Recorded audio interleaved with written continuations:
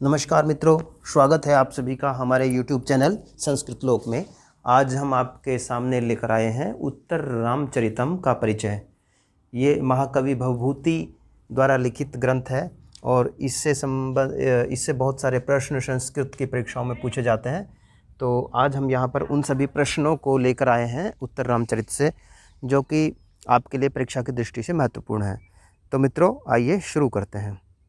उत्तर रामचरित का यदि नाटक ये विधा पूछा जाए कि ये किस विधा का है, तो ये नाटक की विधा है। उत्तर रामचरित में नाटक के रूप में ये लिखा गया है। इसके रचनाकार कौन है?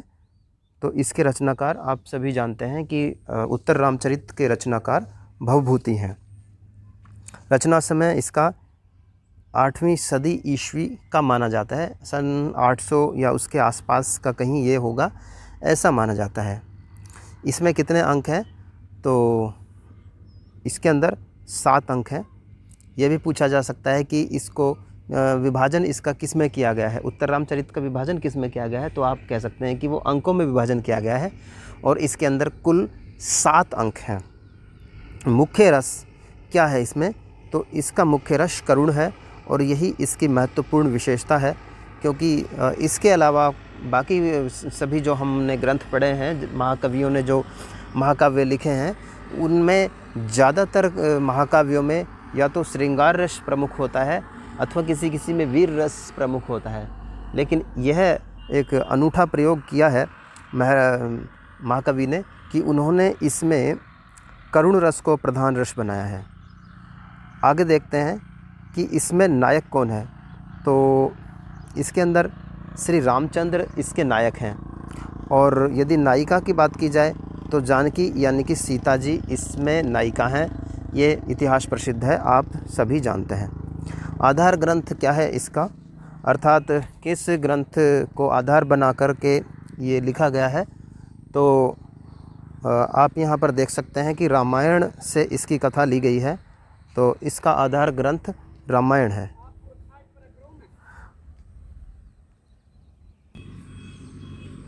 इसके प्रमुख पात्र की यदि बात की जाए तो आप देख सकते हैं कि इसके नायक तो श्री राम हैं, जिसके बारे में सभी जानते हैं और ये विश्व प्रसिद्ध भी है। इसकी नायिका सीता जी हैं, इनकी चर्चा भी हम पहले कर चुके हैं। इन दोनों के अलावा गोदावरी, भागीरथी, तमसा, मुरला, वासंती या जिसको वन देवता भी इसमें लिखा गया है, और पृथ्वी, आत्रेयी, शिक्ष, कौशल्या, मुनि बालक शोधातकी, दुप्त दुर्मुख, गुप्तचर दुर्मुख, लव, कुश, चंद्रकेतु, वाल्मीकि, लक्ष्मण, भरत, शत्रुघ्न, इसके अलावा अष्टावक्र, दंडायन, सुमंत्र, अरुंधति, जनक और कंचुकी आदि ये इसके प्रमुख पात्र हैं। इसका वर्णित विषय क्या है वो भी एक बार देखना आवश्यक है। तो रामायण की उत्तरवर्ती कथा अर्थात सीता के वनवास से लवकुश उत्पत्ति तक, आश्रम प्रवेश तक, लवकुश का पालन पोषण तक तथा शास्त्रों की शिक्षा तक, अंत में लवकुश का परिचय और सीता का धरती में प्रवेश, यहाँ तक की कथा इस महाकाव्य में दी हुई है। अर्थात वो कथा जो राम जब लंका से वापस आ जाते हैं, वहाँ पर राजा बन जाते हैं, उससे बाद की जो कथा है, अर्थात रामचंद्र के उत्तर जीवन की जो कथा है, वो यहाँ पर इसका वर्णित विषय है। इसकी कुछ प्रमुख विशेषताएं हैं।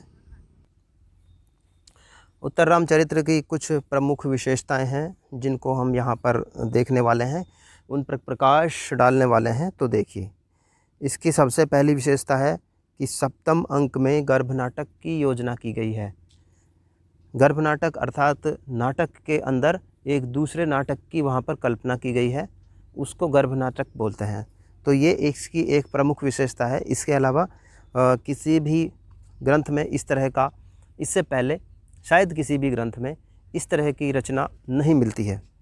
इसके अलावा इसकी दूसरी विशेषता है कि प्रथम अंक में इसमें चित्र वीथी की योजना है। इसमें सीता जी, लक्ष्मण जी, राम जी वहाँ पर चित्र देख रहे होते हैं। लक्ष्मण जी नहीं होते हैं वहाँ पर, राम और सीता जी वहाँ पर चित्र देख रहे होते हैं। चित्रों की एक वीथी होती है। आजकल की भाषा में आप कह सकते हैं कि एक तरह से वो एल्बम देख रहे हैं अपने पुराने जीवन के सभी चित्रों की। तीसरी इसकी विशेषता है कि ये विदूषक रहित नाटक है, इसमें किसी विदूषक की कल्पना नहीं की गई है।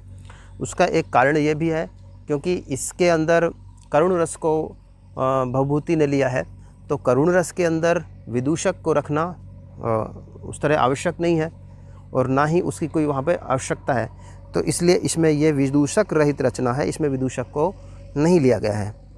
चौथा इसकी विशेषता है कि इसके अंदर छायांक दिया गया है, जो कि तृतीय अंक में इन्होंने छाया की योजना बनाई है, तो वो भी इसकी विशेषता है। तृतीय अंक में जब हम पढ़ते हैं तो सीता जी राम के सामने उपस्थित तो होती हैं, लेकिन वो उनको दिखाई नहीं देती, वो एक छाया के रूप में होती हैं। सीता जी रामचंद्र जी को देख सकती हैं, उनकी बातें सुन सकती हैं, लेकिन रामचंद्र वहाँ पे सीता को ना तो देख सकते हैं ना उनकी बातें सुन सकते हैं, तो इसी को यहाँ पर छाया कहा गया है। और इस तरह की योजना अन्य ग्रंथों में नहीं मिलती है, बाद में 1-2 ग्रंथों में मिलती है, लेकिन उससे पहले लगभग नहीं मिलती है, तो इसलिए ये भी इसकी एक प्रमुख विशेषता है। आइए छंद देखते हैं।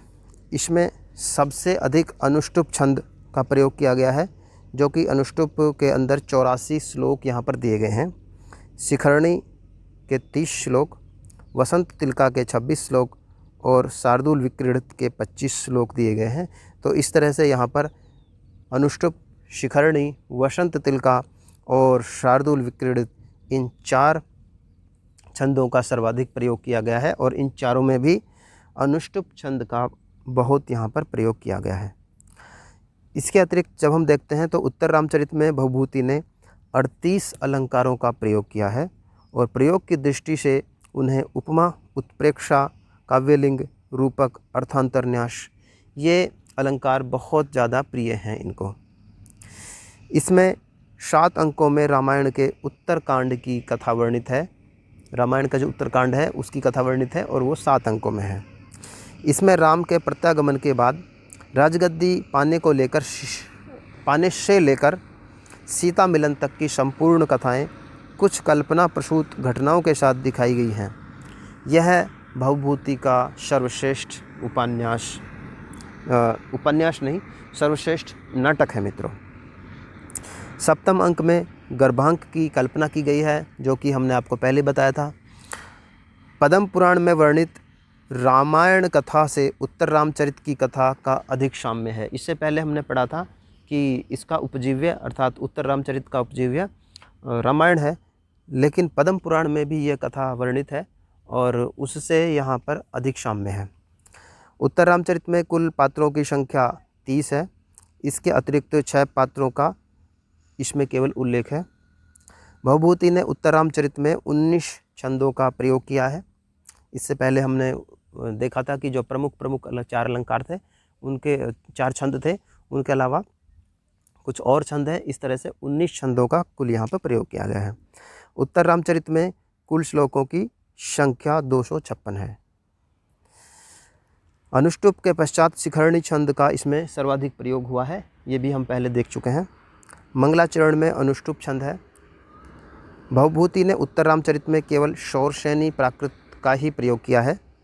नाटक का प्रारंभ चित्र दर्शन से होता है, जो हम देख चुके हैं। इसकी एक विशेषता है कि वो चित्रों को देख रहे होते हैं।